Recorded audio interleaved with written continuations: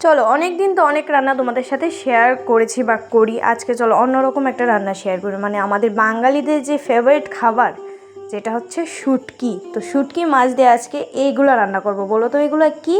তোমরা কমেন্ট করে জানাবে, তোমরা যারা যারা চেনো আমাকে কমেন্ট করবে যে এগুলো কী। দেখো এগুলোর জন্য সবজিগুলো কেটে নিয়েছি, এদিকে 2টা শুটকি, সাথে পেঁয়াজ, রসুন আর কাঁচা লঙ্কা বেটে আমার মা অলরেডি রেডি করে দিয়েছিল। আমি এগুলো এখন রান্না করব। তো দেখো শাকগুলো আমি কড়াইয়ে দিয়ে জল দিয়ে নুন দিয়ে আমি সেদ্ধ বসিয়ে দিয়েছিলাম। তো দেখো আমি হাফ সিদ্ধ করে নিয়েছিলাম, বাকিটা আমি রান্নার সময় একবারে সেদ্ধ করে নেব। তো দেখো সেদ্ধ করার পর আমি নামিয়ে নিলাম, তারপরে আমি কড়াইটা ধুয়ে ভালো করে দিয়ে দিলাম কড়াইয়ের তেল। একটু বাড়িয়ে তেল দেবে, আর এই যে পেঁয়াজ রসুন আর লঙ্কাটা দেওয়ার সময় খুব সাবধানে দেবে, কারণ মানে খুব ছিটা পড়ে, যদি একবার পড়ে না নাকে মুখে শেষ মুখ একদম।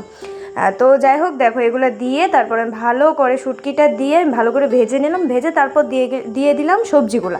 তো সবজিগুলো ভালো করে নাড়াচাড়া করে এগুলাতে এখন আমি নুন হলুদ, মানে হলুদ তো আগে দিইনি তাই হলুদ দিয়ে দিলাম, আর নুনটা অল্প করে দিলাম কারণ সেদ্ধর সময় আমি অনেকটা নুন দিয়েছিলাম।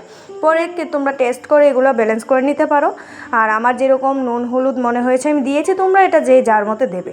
তো দেখো তারপরে আমি ভালো করে এটা কষানোর পর হালকা করে একটু ঝোল দিয়েছিলাম, কারণ একটু ঝোল না দিলে আবার খাওয়া যায় না, একদম টান টান হয়ে যায়।